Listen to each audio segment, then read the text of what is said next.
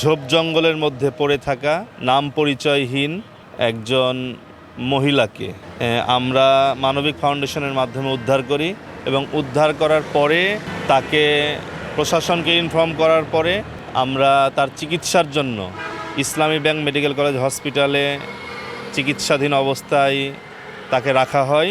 এর মধ্যে এই বেশ 10-12 দিন আমরা অত্যন্ত দুঃখজনক হলেও সত্য, আজকে এই 23 তারিখ থেকে আজকে হচ্ছে 3 তারিখ এ পর্যন্ত তার কোনো পরিবারের সন্ধান পাওয়া যায়নি এবং হসপিটালে আমরা আমাদের তত্ত্বাবধানে মানবিক ফাউন্ডেশনের তত্ত্বাবধানে আমরা চিকিৎসা সেবা পরিচালনা করি।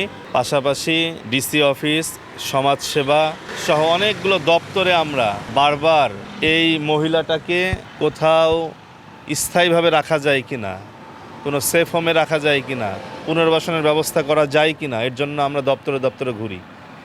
তো শেষ পর্যন্ত আল্লাহ রহমানুর রাহিম আজকে রাজশাহী জেলা প্রশাসনের সহযোগিতায়, ডিসি মহোদয়ের সহযোগিতায় বলা যায়, তাদের অনুগ্রহেই আমাদের আজকে এই হামিদা নামক এই মহিলাকে আমরা কোর্টের নির্দেশনা অনুযায়ী এই যে বায়াতে যে মহিলা ও শিশু কিশোর হেফাজতকারী নিরাপদ আবাসন আছে, এই জায়গাতে আমরা তাকে রেখে যাচ্ছি।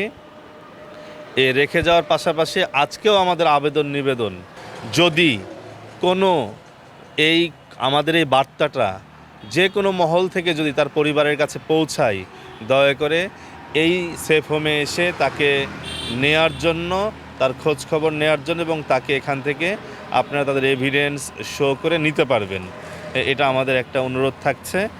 আর এই ধরনের অসংখ্য বনি আদম সারা বাংলাদেশের বিভিন্ন প্রান্তে প্রান্তে আছে। কখনো কেউ ভবঘুরে বলে, কখনো কেউ অনাথ বলে, কখনো কেউ তাদেরকে একেবারে পরিত্যক্ত নাম পরিচয়হীন নানান ধরনের সংজ্ঞায়িত করে।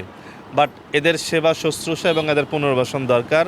আমাদের মানবিক ফাউন্ডেশনের পক্ষ থেকে আহ্বান থাকবে এই মানুষগুলোর জন্য যেন সরকার যথোপযুক্ত ব্যবস্থা গ্রহণ করে।